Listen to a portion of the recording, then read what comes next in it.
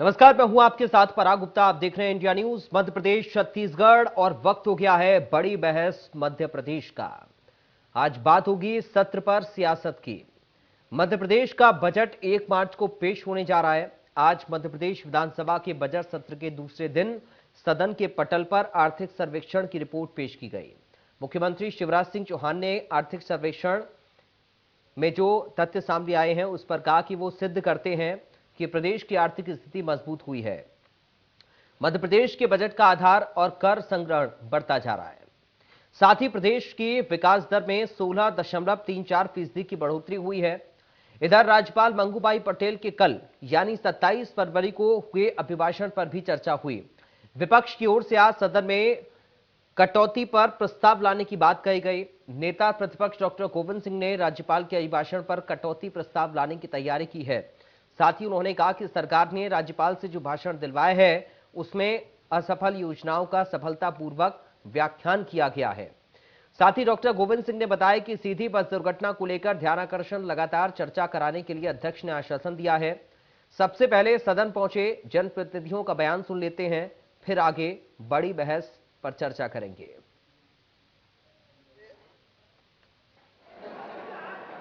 प्रसन्नता है कि आर्थिक सर्वेक्षण में जो तथ्य आए हैं वो ये सिद्ध करते हैं कि मध्य प्रदेश का फाइनेंशियल मैनेजमेंट बहुत अच्छा है, आर्थिक स्थिति मजबूत है। एक तरफ जहां हमने वित्तीय अनुशासन और सुशासन के साथ सर्वसमावेशी विकास किया है, वहीं दूसरी तरफ राज्य के बजट का आकार लगातार बढ़ा है। हमारा कर संग्रहण लगातार बढ़ता हुआ चला जा रहा है। मुझे कहते हुए गर्व है कि 2022-23 में मध्य प्रदेश की आर्थिक विकास दर में जो वृद्धि हुई है वो है 16.43%। शासन के द्वारा कहलाया गया जो कल भाषण था तो पूरी तरह से भारतीय जनता पार्टी के असफल योजनाओं का सफलतापूर्वक व्याख्यान किया गया है। भारतीय जनता पार्टी ने प्रदेश को पूरी तरह से कर्ज के गर्त में डाल दिया। जहां तक निवेशों का बाढ़ का उल्लेख किया है, 2007 से 2023 तक घोषणा अनुबंध बताए कि 13.5 लाख के करोड़ के हुए हैं, लेकिन केवल 3 लाख करोड़ रुपए का निवेश अभी तक मध्य प्रदेश की सरकार द्वारा जो विधानसभा में उत्तर दिया उसके अनुसार है। झूठी वाई महामहिम राज्यपाल से शिवराज सिंह जी की सरकार ने कराई है, इसकी मैं घोर निंदा करता हूं।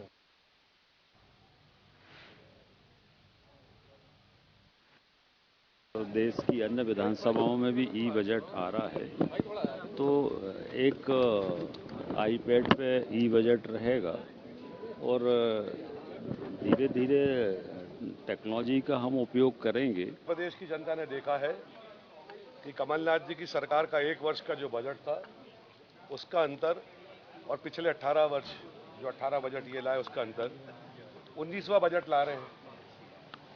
झूठ का पुलिंदा हमें उम्मीद है वापस आएगा। कांग्रेस के चरित्र में है, झूठ बोलने का काम है।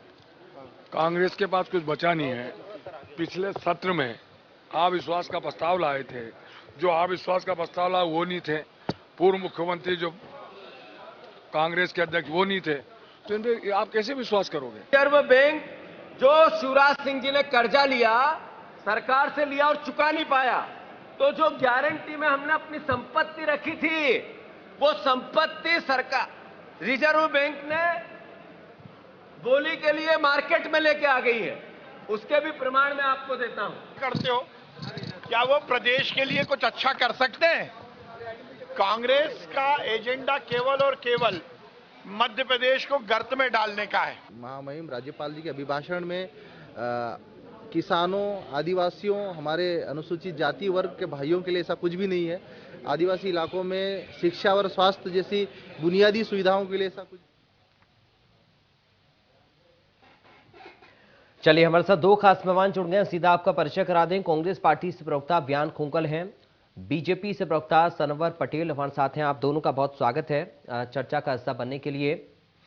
सबसे पहले बयान खोंकल जी, शुरुआत में आपके साथ ही कर रहा हूं। आर्थिक स्थिति बेहतर है प्रदेश की, प्रदेश में अच्छे दिन आ रहे हैं लगातार, यही लग रहा है बीजेपी के नेताओं की बातों से।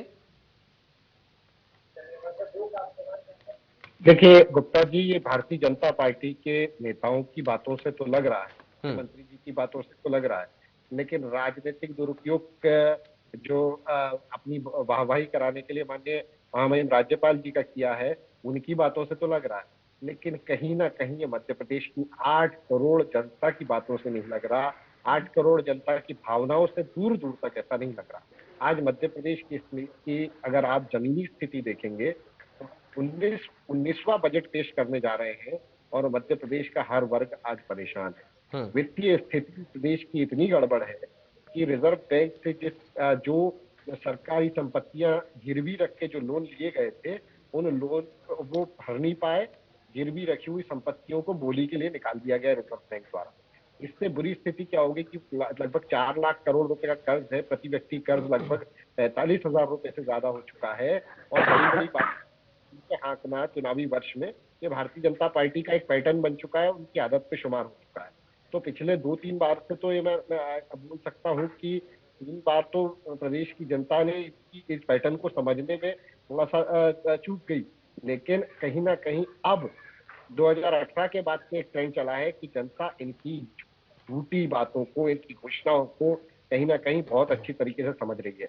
जनता पर ढूंढ ढूंढ कर टैक्स लाद देना, जनता के रोजी रोटी, शिक्षा, स्वास्थ्य, सड़क, बिजली, पानी पर, इंफ्रास्ट्रक्चर पर कोई खर्चा नहीं करना, सिर्फ अपने चुनिंदा ठेकेदारों को भ्रष्टाचार और कमीशन खोरी करने के लिए उनको ठेके देना और कारम बांध के अलावा बड़े बड़े बांध निर्माण कार्यों के अंदर घोटालेबाजी करना, ये भारतीय जनता पार्टी की नीति और नीयत बन चुकी है। आप देखेंगे कि इतनी बड़ी बड़ी बातें की थी कि 13 लाख करोड़ रुपए का निवेश आएगा, लेकिन मात्र 3 लाख करोड़ रुपए के आसपास, उससे भी कम का निवेश मध्य प्रदेश में आता है। यदि देश के अंदर एफडीआई 100 रुपए की आती है तो मात्र 0.3 मतलब 100 रुपए में मात्र 30 पैसे की एफडीआई जो है वो मध्य प्रदेश में आती है। तो इससे आप अंदाजा लगा लीजिए कि उनकी कथनी और करनी में कितना फर्क है। राजनीतिक दुरुपयोग करने के लिए राज्यपाल के अभिभाषण को भी नहीं छोड़ा, उससे भी अपनी झूठी घोषणा, अपनी विफल योजनाओं का गुणगान करवा दिया राज्यपाल महोदय से, और ये झूठ का पुलिंदा जनता के सामने प्रस्तुत किया है। और अभी बजट में आप देखेंगे कि तमाम चुनावी वर्ष की घोषणाएं करेंगे अवश्य, लेकिन जमीन स्तर पर फिर वही का वही जो है ढाक के 3 पात, और कहीं ना कहीं जो है जनता को ठगने का कार्य कर। सनवर पटेल जी, अगर आर्थिक स्थिति मजबूत हो रही है तो जो लोन है वो भी तो बढ़ता जा रहा है। देखिए पराग जी, निश्चित रूप से आपने सवाल ठीक किया कि लोन बढ़ता जा रहा है क्या। तो देखिए, जब मध्य प्रदेश का विकास होगा, जब मध्य प्रदेश की जनता समृद्धशाली होगी, जब मध्य प्रदेश की सड़कों को 40,000 किलोमीटर से 4 लाख किलोमीटर पर ले जाना है, जब मध्य प्रदेश में पानी के इंतजाम में 7 लाख हेक्टेयर से 45 लाख हेक्टेयर तक जाना है, जब मध्य प्रदेश की तीसरी कृषि 7 लाख हेक्टेयर तक पहुंचना है, जब मध्य प्रदेश की जनता की प्रति व्यक्ति आय 11,718 रुपए से 1,40,500 रुपए प्रति व्यक्ति पर जाना है, तो निश्चित रूप से मध्य प्रदेश के लिए अगर हमको ऋण लेने की आवश्यकता पड़ेगी तो मध्य प्रदेश की भलाई के लिए, मध्य प्रदेश की जनता की भलाई के लिए अगर हमको और भी ऋण लेना पड़ा, भारतीय जनता पार्टी की सरकार उसको लेने का काम करेगी, लेकिन मध्य प्रदेश के जनता को पीछे नहीं रहने देगी। मध्य प्रदेश जो बीमारू राज्य था, जो विकसित राज्य और मध्य प्रदेश प्रथम पंक्ति का राज्य बनने वाला है, उसमें मध्य प्रदेश की भारतीय जनता पार्टी की सरकार कोई कोर कसर नहीं छोड़ेगी। अब कांग्रेस का जहां तक सवाल है, तो कांग्रेस जहां जहां प्रदेश गौरवान्वित होता है वहां वहां कांग्रेस के पेट में दर्द होता है, जहां जहां मध्य प्रदेश की प्रशंसा होती है वहां वहां कांग्रेस के पेट में दर्द होता है। और इसी कारण से मध्य प्रदेश की जनता ने लगातार कांग्रेस को आईना दिखाया है और आने वाले चुनाव में भी मध्य प्रदेश की जनता कांग्रेस को आईना दिखाएगी और भारतीय जनता पार्टी को आशीर्वाद देने का काम करेगी। और जिस तरह से गुजरात में क्लीन स्वीप हुआ है इनके इन बयानों के कारण से और भारतीय जनता पार्टी के जनहितैषी कार्यक्रमों के कारण से, मध्य प्रदेश में भी उसी प्रकार का क्लीन स्वीप होगा। लेकिन बयान खुंगल जी, जो लगातार प्रदेश में विकास की योजनाएं चलाई जा रही हैं या फिर बाकी जो चीजें जिनका जिक्र लगातार बीजेपी के प्रवक्ता कर रहे हैं या फिर सरकार कर रही है, उनकी पूर्ति कैसे होगी और क्या ये आपको इतना मुमकिन लग रहा है? मैं सिर्फ मध्य प्रदेश की बात ना करके हर एक स्टेट की बात करूं तो क्या अपनी इनकम से पूरा कर्जा या फिर थोड़ा करके अगर हम कर्जा चुकाएं तो चुकाया जा सकता है और अपनी आर्थिक स्थिति को मजबूत किया जा सकता है? ये तो एक साइकिल है, मुझे लगता है कि शायद कभी खत्म ना हो। देखिए गुप्ता जी, ये साइकिल है, ये कभी खत्म नहीं होती, ऐसा नहीं होता है। आपको मैं आपकी और दर्शकों की जानकारी और जनता तक पहुंचाना चाहता हूं, दर्शकों तक आपके माध्यम से, कि मध्य प्रदेश, देश का नीति आयोग ये कह रहा है कि मध्य प्रदेश सभी मानकों को यदि मिला दिया जाए तो मध्य प्रदेश आज बीमारू राज्यों की सूची में, मतलब देश के निचले पायदान के जो स्टेट्स हैं उनकी सूची में चौथे नंबर पर है। पहले नंबर पर झारखंड है, दूसरे नंबर पर बिहार है, तीसरे नंबर पर उत्तर प्रदेश है, चौथे नंबर पर हमारा प्रदेश है मध्य प्रदेश। वो सारे मानक अगर सही दिशा में कार्य कर रहे होते तो आज मध्य प्रदेश लगातार भारतीय जनता पार्टी के 19 वर्षों के कुशासन में पीछे से चौथे नंबर का राज्य क्यों है? ये मैं तो नहीं कह रहा, ये केंद्र सरकार का नीति आयोग इस बात को कह रहा है। पहली। दूसरी चीज, कर्ज लेकर घी पीना और अपनी ब्रांडिंग और इमेज पर खर्च करना, अपने प्रचार प्रसार के लिए खर्च करना, ये क्या ये जनता के हार्ड एंड मनी से जो टैक्स पेयर का जो खून पसीने की जो कमाई है, जो हम लोग टैक्स पे करते हैं सरकार को, क्या ये उसका दुरुपयोग नहीं है कि आप जो पैसा सरकार को पे कर रहे हैं उसको अपनी ब्रांडिंग और अपने ब्रांडिंग पर और अपने चेहरा चमकाने के लिए खर्च करें? और कोई इनके पास में नीति और नियत नहीं है और भविष्य के लिए कोई रोड मैप नहीं है कि जिसमें ये बता सकते हैं कि भाई ये हम लोग योजना लेके आ रहे हैं। आज जितनी भी बड़ी योजना है देख लीजिए आप, कहीं ना कहीं ठंडे बस्ते में थोड़े दिनों बाद दिखाई देती है। 19 वर्षों का इतिहास रहा है, जितनी बड़ी घोषणा है, अच्छा घोषणा करते हैं और उसमें बड़े बड़े जो है भारी भरकम शब्दों का इस्तेमाल करते हैं। आप मुझे बताइए, क्या इसी मध्य प्रदेश में स्वर्णिम मध्य प्रदेश का नारा नहीं दिया गया था? क्या इसी मध्य प्रदेश में जो है विकसित मध्य प्रदेश का नारा नहीं दिया गया था? विकसित और स्वर्णिम होने के बाद अब आत्मनिर्भर मध्य प्रदेश की बात कर रहे हैं, तो जो ऑलरेडी विकसित और स्वर्णिम इनके हिसाब से हो चुका है वो आज आत्मनिर्भर होने के लिए भी तरस रहा है। इस पर तो ये तो बड़ी हास्यास्पद और दुखदायी बात है, कष्टदायी बात है। ये सारी चीजों को हमें गुप्ता जी समझना पड़ेगा। प्रदेश के ऊपर अलग अलग तलों पर विकास कार्य होते हैं, अलग अलग क्षेत्रों में विकास कार्य होते हैं। आज अगर सारी चीजें इनके हिसाब से अगर राम राज्य आ गया है, अमृतकाल आ गया है, तो क्यों हमारा कर्मचारी जो है वो पहले है? क्यों आंदोलित है? संविदा कर्मचारियों की बात करें, ठेका श्रमिकों की बात करें, आशा उच्च कार्यकर्ताओं की बात करें, क्यों किसान को एमएसपी नहीं मिल रही है, उसके उचित दाम मूल्य नहीं मिल रहा है? ये तो बोलते थे ना कि किसान की आमदनी को दुगना कर देंगे। अरे आपने अगर रकबा बढ़ा दिया कृषि क्षेत्र में तो उस अनुपात में किसान की आमदनी क्यों नहीं बढ़ी? आज बीज और खाद के भी हमारा किसान भाई जो है वो खड़ा क्यों है लाइन लगाकर? महिलाओं की सुरक्षा का क्या हुआ? 65 लाख बेरोजगार है, 65 लाख बेरोजगारों में से 21 ज्वाइनिंग की है अभी पिछले कुछ महीनों के अंदर, 21 ज्वाइनिंग। लगता है आपको कि इससे ये सरकार जो है हम जैसे युवाओं के साथ में इस प्रदेश के जो पढ़ने लिखने वाले युवा है उनके और उनके परिवारों के साथ न्याय कर रही है? बहुत सारे ऐसे इश्यूज हैं जिनको इनको एड्रेस करना चाहिए, लेकिन कहीं ना कहीं जनता के पैसे का भारी दुरुपयोग और कहीं ना कहीं आंकड़ों की हेराफेरी इस बजट सेशन की शुरुआत में दिखाई देती है। सर्वर पटेल साहब, आंकड़ों की हेराफेरी और निवेश को लेकर भी बयान खुंगल जी ने पहले अपने वक्तव्य में सवाल उठाया। आपने जो कहा उतना निवेश नहीं आ पाया है। 0.3%। देखिए पराग जी, मैं हमारे विद्वान साथी से पूछना चाहता हूं कि आंकड़े हमारे आप बता दीजिए। आपने एमएसपी की बात की है, मध्य प्रदेश जो पूरे देश में सर्वाधिक गेहूं उत्पादन कर रहा है, 2003 में गेहूं का एमएसपी क्या था? 650 से 750 रुपए। आज इस साल का क्या पूछिए जरा, हमको पता नहीं होगा, 2125 रुपए। मुझे सब पता है, 3 गुना से ज्यादा है विद्वान साथी, 3 गुना से ज्यादा। अरे भाई आप कैसे नहीं मानोगे? आप अपने बता दीजिए 650 रुपए, 650 रुपए से 2125 रुपए, कितना गुना हुआ? पर आप नहीं मानोगे क्योंकि आपको जुबानी खर्च करना है। काम तो कांग्रेस ने किया नहीं, अब जुबानी खर्च करती है। अब उन्होंने कह दिया कि एमएसपी पर कितने किसानों को समर्थन मूल्य पर खरीदी हुई है। अरे भाई हर किसान की जिसका पंजीयन होता है, अभी 10 मार्च जिसकी अंतिम तिथि थी उसको बढ़ाकर अप्रैल कर दिया गया है। और आपने कभी पंजीयन कराया नहीं होगा बयान जी, इसलिए आपको पता नहीं है। सेवा सहकारी संस्था के माध्यम से गेहूं की या अन्य धान की खरीदी का पंजीयन होता है, उसकी तारीख निकलती है, हर किसान अपने रकबे के अनुसार उसमें पंजीयन कराता है और उसके बाद गेहूं की तुलाई होती है। जो तुलाई होती है उस पर न्यूनतम समर्थन मूल्य पर तुलाई होती है। यह मध्य प्रदेश की व्यवस्था है जो आपको नहीं पता है। और इसी कारण से मध्य प्रदेश ने पंजाब जैसे कृषि प्रांत को प्रसार कर एक नहीं, 2 बार नहीं, 7-7 बार कृषि कर्मण अवार्ड जीता है। यह मध्य प्रदेश की विशेषता, लेकिन आपको नहीं दिखती है। अब आपको नहीं दिखती है, उसका कुछ नहीं कर सकते। आपने महिला सुरक्षा की बात की, आपने बहन बेटियों की बात की। कल के बजट में आप देखिएगा, लाडली बहन ऐसी योजना आ रही है जो मध्य प्रदेश की लगभग हर बहन को 1,000 रुपए प्रति माह देने का काम करेगी। अब उसमें कांग्रेस उठाकर बोल देगी सब ज्यादा क्यों नहीं दे रहे। अरे आपने जुबानी खर्च के अलावा कभी 200 रुपए नहीं दिया।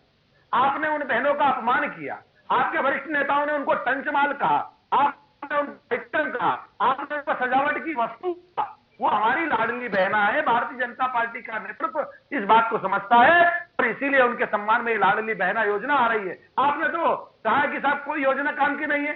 जब योजना 2004 में लाई गई थी, लाडली लक्ष्मी योजना, तब भी आपने यही कहा था।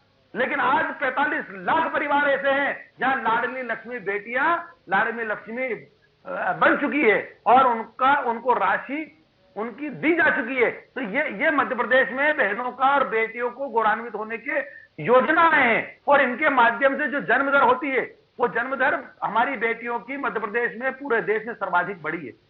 ये ऐसे सामाजिक विषयों पर नहीं जाएंगे। इनको तो हर सकारात्मक काम का भी विरोध करना है। इसी कारण जनता इनको लगातार नकार रही है, इनको आईना दिखाने का काम कर रही है। बयान जी, 2018 में किसको जनता ने नकारा था गुप्ता जी, ये तो खैर सारी दुनिया को पता है और आपको भी इस बार और आपके सभी सम्मानित मीडिया को भी पता है। अब दूसरी बात लाडली बहना पर आ जाता हूँ। लाडली बहना के नाम पर माताओं बहनों को, प्रदेश की 1 करोड़ बहनों को जो है 1,000 रुपए देने की बात। ये तो वही हुआ कि इस हाथ दे और उस हाथ दे। बहनों को उपयोग में आने वाली जो खाद्य पदार्थों के दाम है वो आज विश्व में सर्वाधिक, मुझे तो लगता है कि हमारे मध्य प्रदेश में सबसे ज्यादा है। मध्य प्रदेश में ये पोजीशन है कि पिछले 3 वर्षों में एक गेहूं ले लीजिए, आटा जैसी चीज जो कभी 40 रुपए तक नहीं हुई, आज 40 रुपए पर पहुंच रही है। गेहूं ले लीजिए, तेल ले लीजिए, मिर्च मसाले ले लीजिए, गैस सिलेंडर 1,000 रुपए का है। मतलब आपने टैक्स लगा के खाद्य पदार्थों के दाम पर कोई नियंत्रण करने का कार्य नहीं किया। अब चुनावी वर्ष के अंदर 500 करोड़ रुपए प्रतिदिन, मैं दोबारा रिपीट कर दूं, 500 करोड़ रुपए प्रतिदिन का कर्जा उठाकर माताओं बहनों को 1,000 रुपए देकर ये दिखाना चाह रहे हैं कि हमने बहुत ज्यादा माताओं बहनों के लिए कर दिया। ठीक है। पिछले 3 वर्ष के अंदर जितना उनसे आपने दामों की वृद्धि के नाम पर जितना गरीब बहनों से ले लिया है ना, उसको 1,000 रुपए देकर आप उस हिसाब को चुकता नहीं कर सकते। ये बात आप समझ लीजिए। दूसरी बात, आज कोई भी यदि हम इस बात को कहते हैं कि भाई प्रदेश की आर्थिक उन्नति और आर्थिक विकास दर बढ़ रही है, क्या अमीर और गरीब का फर्क बढ़ रहा है? आज जितने प्रदेश के अंदर जो पैसा वाला व्यक्ति है वो तो अमीर का अमीर होता चला जा रहा है, और जो गरीब व्यक्ति है, चाहे हमारे आदिवासियों, दलित भाई बहन हो, चाहे हमारे और, ठीक है, अब थोड़ा सा समय कम है, मैं जवाब सनवर जी से ले लेता हूँ। ठीक है, पहले साहब रखिए अपनी बात बहुत जल्दी से। देखिए महाराज जी, हमारे विद्वान साथी ने कहा कि दामों में वृद्धि, कितनी हास्यास्पद बात कही।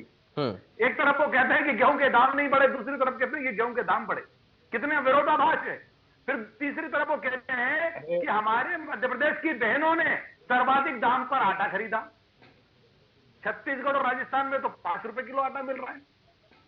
अरे साहब, कुछ तो तथ्यों के साथ बात कीजिए। आपको मध्य प्रदेश की जनता देख रही है, पूरे प्रदेश की जनता देख रही टीवी के माध्यम से। छत्तीसगढ़ और राजस्थान का बता दीजिए क्या स्थिति है। आपने 2018 की बात कही, आपने 2018 की बात कही, चावल का दाम आपने 2018 की बात कही। अरे 2018 मध्य प्रदेश में तो 1 रुपए किलो दिया जाता है। 1 रुपए किलो, ये मध्य प्रदेश में 1 रुपए किलो दिया जाता है। राजस्थान और छत्तीसगढ़ का ठीक है, ठीक है सर, चलिए हम उम्मीद कर रहे हैं सदन के अंदर एक सकारात्मक माहौल बने, बातचीत हो और विपक्ष जिन मुद्दों को उठाए, सत्ता पक्ष की ओर से मुद्दों पर बेहतर और एक सकारात्मक तौर पर जवाब भी मिले, क्योंकि जनता आप लोगों को सुनने के लिए देखती है और ये उम्मीद कर रही है कि आने वाले वक्त में जब इलेक्शन है और उससे पहले जब सदन चल रहा तो उसमें सत्ता और विपक्ष जब मिल रहे हैं तो आपस में उनके मुद्दों पर बातचीत हो, उनका समाधान हो, उन सवालों का जवाब मिले। बहुत शुक्रिया आप दोनों का आज की चर्चा का हिस्सा बनने के लिए। फिलहाल के लिए मुझे दीजिए इजाजत, आप बने रहिए।